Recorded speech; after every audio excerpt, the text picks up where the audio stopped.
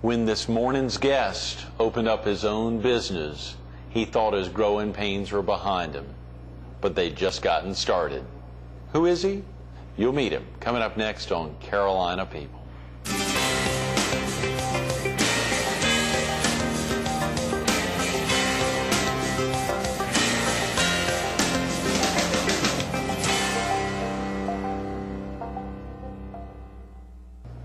Good morning. Welcome to Carolina People. This morning we're at the Real Estate Career Institute on the corner of Highway 17 Bypass and Wachesaw Road in Murrells Inlet. We're focused on growing a small business, and we're visiting with Russell Fowler, the co-owner of the Haberdashery Gentlemen's Clothiers, Absolutely. the Haberdashery, and of course the Blackwater Market there in historic downtown Conway. Right. We loved being there last week, Russell. It was really a treat. And of course, you and Tracy were kind enough to open each morning while we were there at the Haberdashery Gentlemen's Clothier. A beautiful location. We enjoyed having you. It was great. We had a tremendous lineup last week, and kicking off the week with Murray Hartzler, the athletic director there of Francis Marion University. He was a superstar. Yeah. And of course, Carl Carriage there on Thursday, and Harlan, and somebody who's slipping me right now, but it was a great week. Good week. Yeah, absolutely. It really was. Thanks again for hosting us. And of course, being there last week, hearing you and Tracy talk a little bit about getting a loan to build out the Blackwater Market, it sounded like a great story, and I wanted to open the opportunity to get you down here. Yeah, in 2000 it seemed like an easy venture, but 4 years later it was like whatever hair was left was gray, and Right.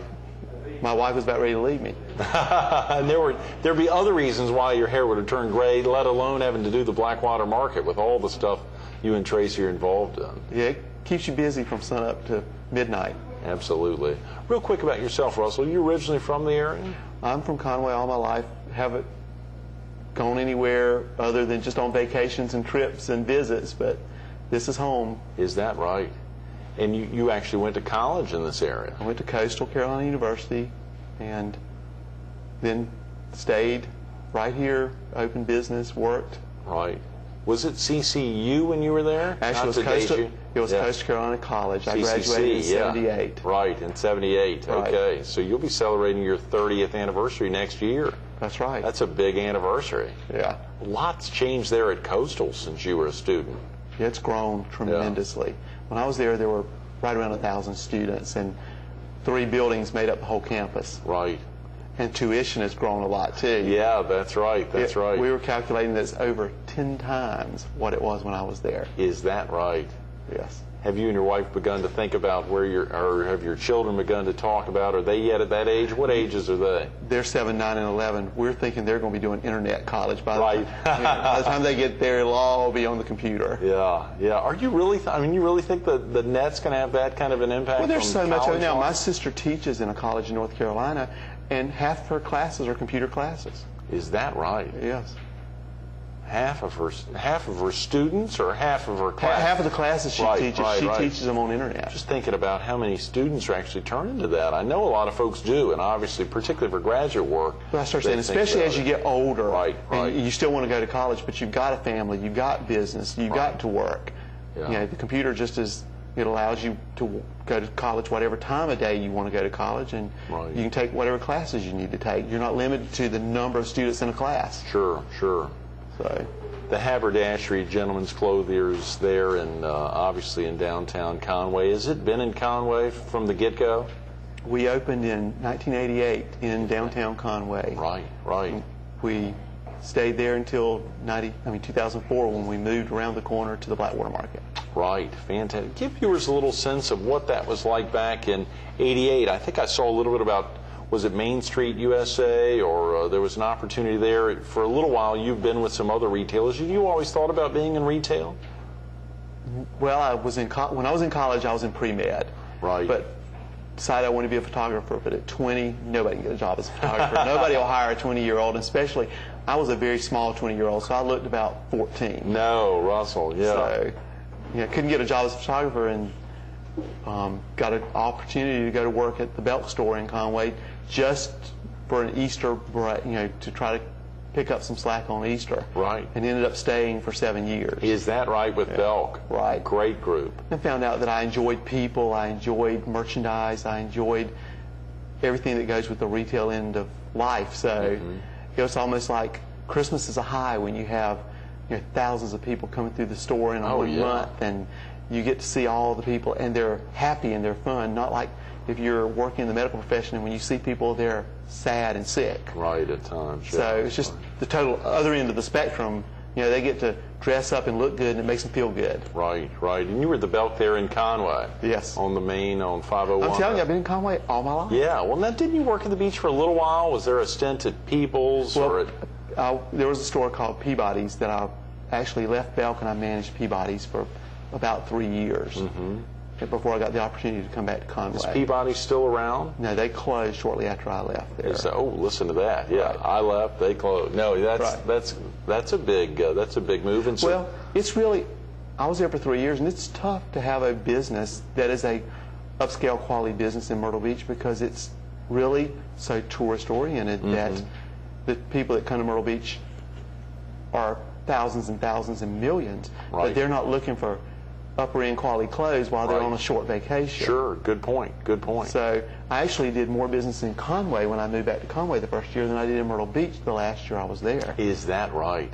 Because the people in Conway were very supportive of me when I was in Myrtle Beach, and then when I moved back to Conway, of course, I was closer. Sure. And I developed a friendship with a lot of people in Myrtle Beach that would come over to Conway too. So that's not a bad drive. Obviously, it's even easier now. Yeah. Well, for a few years there, as they were doing some road improvements, it got tough. Yeah. But it's getting much better now that we've got a few more roads and wider roads and better roads. 22 to a lot of folks on the beach access. Well, if you're on the north end, it's a lot easier to come 22. Sure. And we live on the other end of 22, and it's a lot easier for us to get to North Myrtle Beach 22 now than it is to come 501. Right, right, absolutely. You said we live on the north end of 22. You actually, am I correct? You're out on a farm, Tracy? Russell, excuse me. I was thinking you and Tracy are both out on a farm. Right. Share with viewers real quick that story.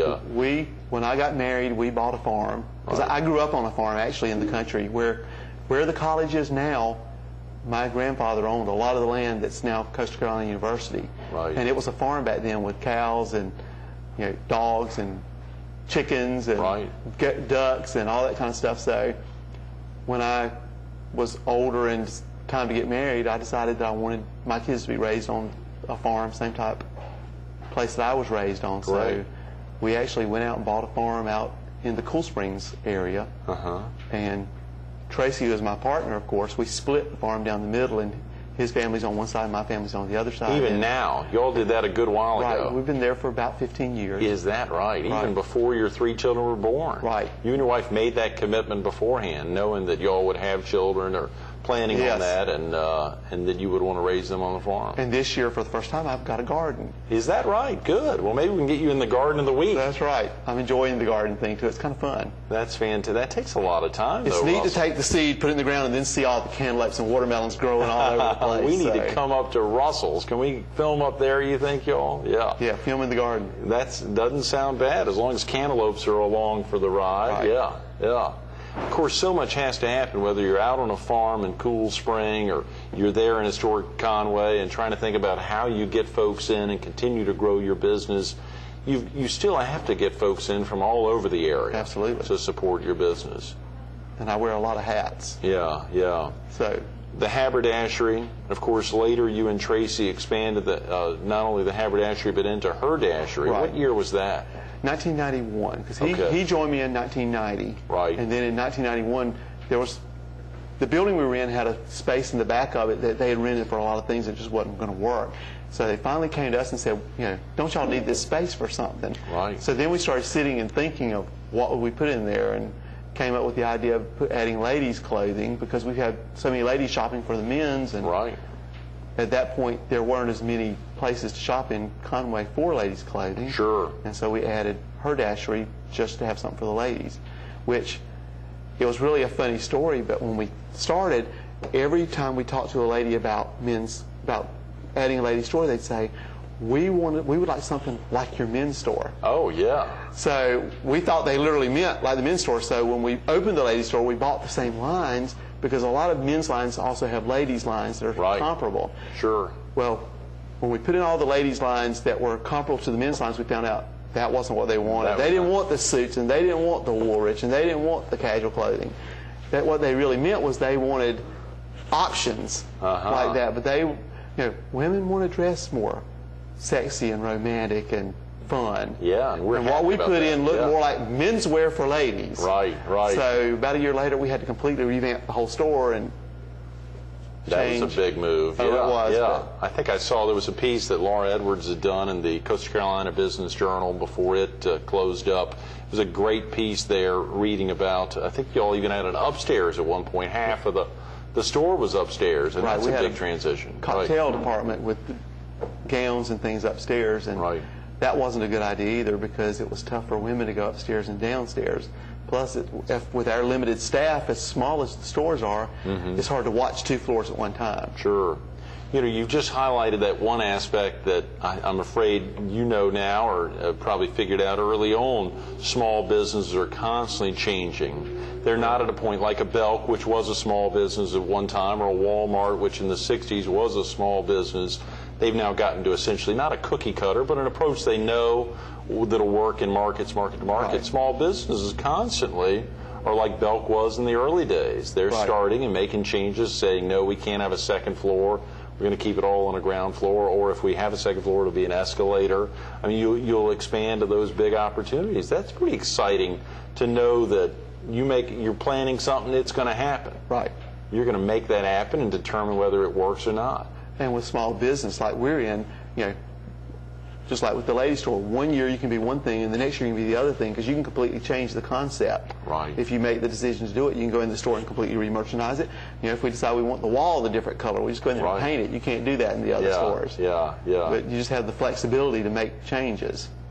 It was back in the late 90s, was it, that you all determined, I think I saw in that same piece that Laura Edwards had done, that you may need to look at, or a lease was ending and you wanted to think about possibly doing something different. We had a 15-year lease in the building that we were originally in. Right. And we were realizing that in 2003 that lease was going to end. Right. And we made several attempts to purchase the building, which we always ended with dead ends. They weren't willing to sell the building at that point. So, trying to protect our future, we started looking into other options for where we were going to go without moving very far. So in a building, the property that we're on now burned in 1997, just one night, whole building burned down. Is that right? What's now the Blackwater Market? Blackwater Market, the building burned, so it was flat to the ground. So the only thing that was left were the existing walls that were basically communal walls with other buildings and facades and that type of thing. So the city acquired that property in 1999 because it had sat vacant for so long and couldn't seem to get redeveloped. So they acquired the property and started looking for some way to redevelop the property. Right. And that's the process that we ended up with the piece of property. Yeah. Because we had actually been slightly interested in the property and even talked to Tiffany Paul, who was Larry Paul's daughter, about the property before the city acquired it. And then when the city acquired it and put it out for bids, we gave them a proposal for the property. And they liked our proposal, so they went with it. That's fantastic. And that was before, and of course it was just last week while we were at the haberdashery talking to you and your partner Tracy, and hearing you talk about the process of getting, for instance, the big loan to finance the rehabilitation of this building, or totally gut it and redo that. And we'll look at some of these photos in a second. But it was at that point, did you have a loan already in place when you approached the city about locking the land down, or did that come after the fact? Well, basically, we got the property, and we thought, it's $1 million. That's not a lot of money. A lot of people are doing that kind of stuff all over the place. So. And it was really comical because after we got the property, the paper, press started releasing articles that the property had been transferred from the city to us and that we were going to develop something on the property. Immediately, the day after the paper went out, we had 3 bankers in our store at the same time. Is that sticking their head in the office going, we're here. If you need some help, we'd be glad to help you. And it was just amusing how the circus came from all the banks coming to us. Sure. But little did we know that 2 poor country boys can't get a $1 million loan on a concept. Right. So. Yeah, break that down a little bit for viewers who just what that process was like. I think I saw in that same story that it ended up being about a 2-year process. It took us at least 2 years because, we'd go to the bank, we would request the money, and then we'd get a no. Then finally a bank said, you got to do an appraisal of the property. Well, I had to swallow hard on that because that was like $4,000 for an appraisal. Right, sure. Just to tell you what the property's going to be worth when you finish. When you finish it, yeah. That's right. Yeah. And then the problem with the appraisal was there are no comps for a building of our type anywhere around because we're building a multi-use building that has the retail, it has the restaurant, it has the apartments on the second floor. Right. And there's nothing around here like that. So they really couldn't get a comp for that. And they're trying to go to Wilmington or Charleston to get a comp. Well, values in Wilmington and Charleston are way different than values in a small town like Conway. Sure, good point. So that made it difficult. Right. So finally we get we get an appraisal and we go to the bank. Then you find out that appraisals are really only good for one bank. So if that bank rejects you, then you got to start over the process with the appraisal. Oh no. And you got to get that appraisal done for another bank. Right.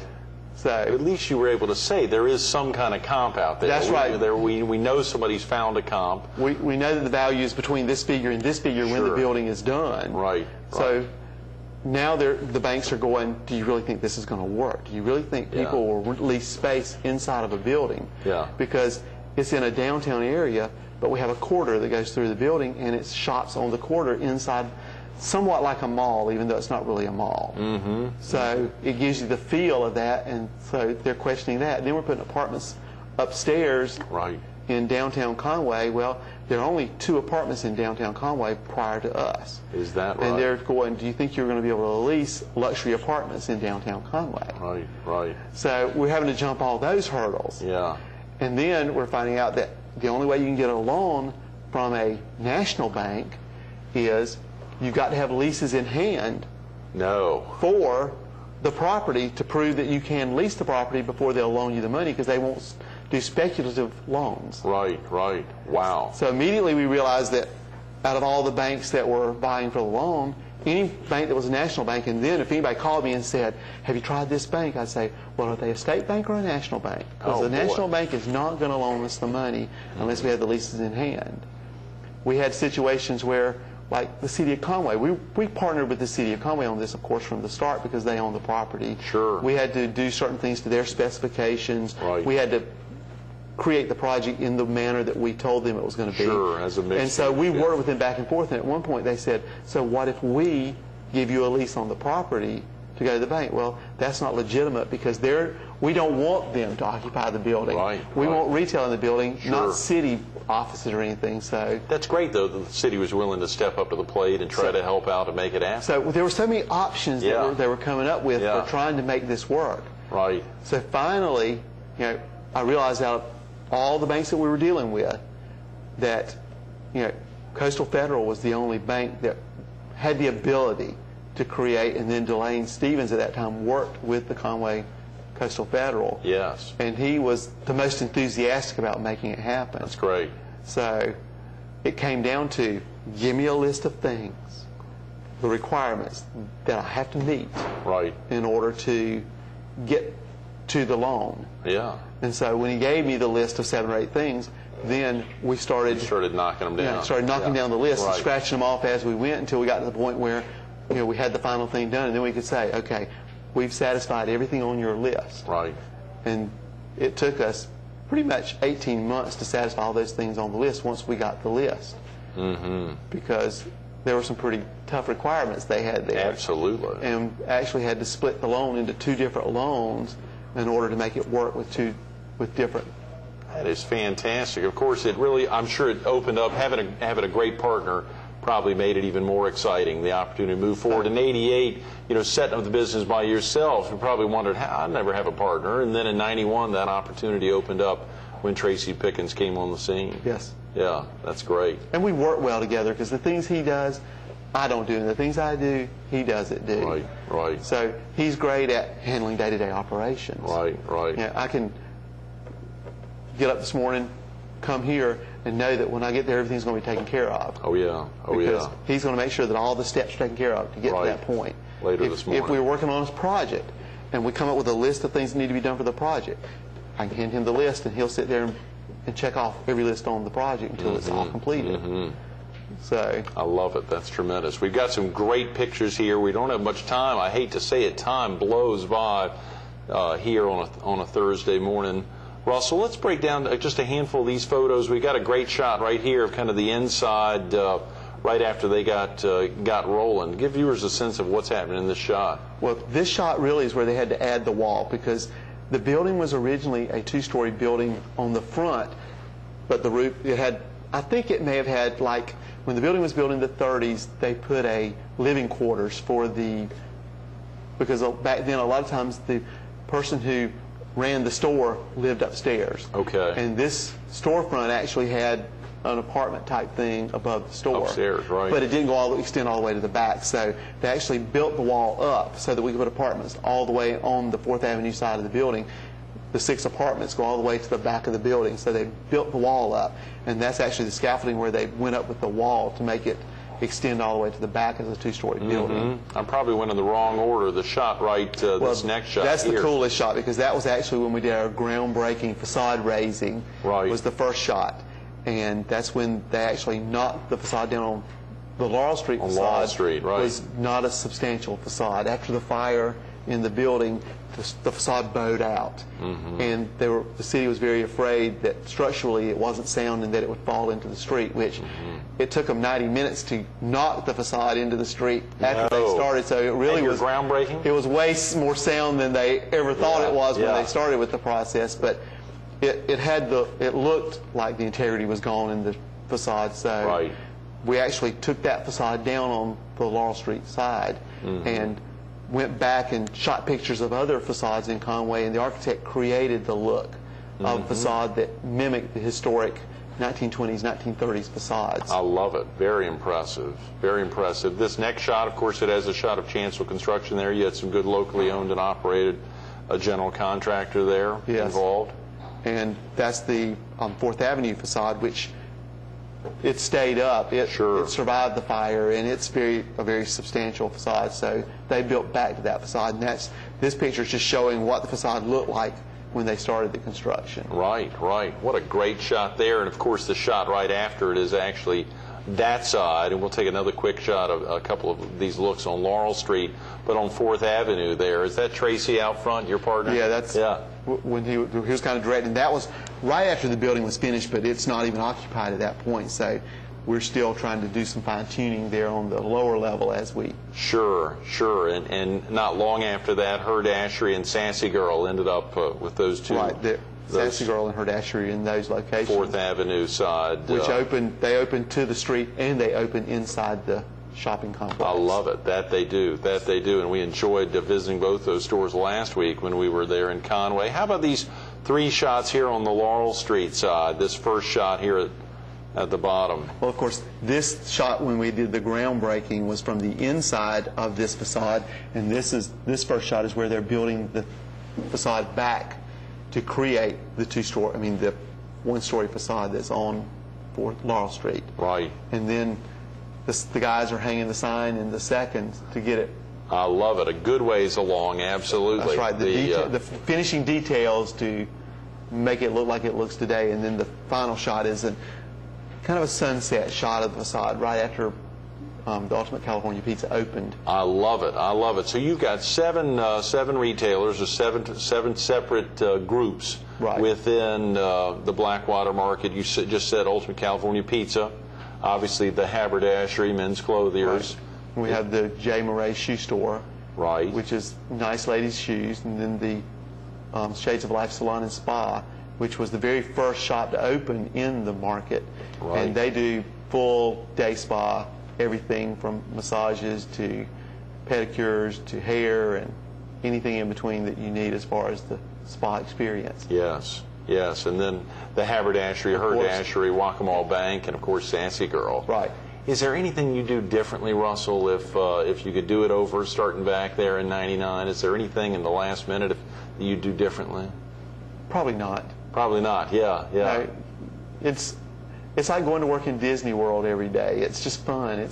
There's more excitement. Now, the biggest problem you have is when you are in a store on the street with a storefront and you're not interconnected with other stores, you're locked into one location all day long. Right. And so now it's almost like, even though there are different shop owners and different businesses, you become a family type situation, especially because of the small amount of stores in there, and everybody's friends with everybody else. And oh yeah, we found that to begin with, we had a real problem with the employees because they would wander out of the store into another store, like you're leaving your living room and going into the kitchen. Oh yeah, you know, they were just it was like another room of the house, and and you had to keep bringing them back home.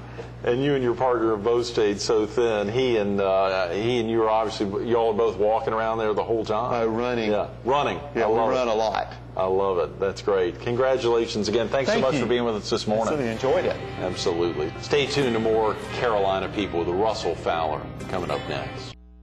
Conway should be Russell's middle name. Think of that. 50 years ago yesterday, he was born in the city of Conway. Think of that. 1975, graduate of Conway High School. 78, Coastal Carolina College there in Conway. His first job in Conway, right there in Belk. Think about this, 1988, recruited by Conway Main Street USA to come in and the opportunity to do the haberdashery. And then in 99, when the city of Conway bought that land from Larry Paul, that great location right there between Laurel and 4th Avenue, and opened the door for him a little ways down the road to get on in there and open up the Blackwater Market, and he and Tracy to move haberdashery and the herdashery right in there into the Blackwater Market, a special place. We've run out of time, but 1999 was a big year. 99 ties in. That's 248-9999, 248-9999. Stop by and see Russell and Tracy at the Blackwater Market right there in historic downtown Conway.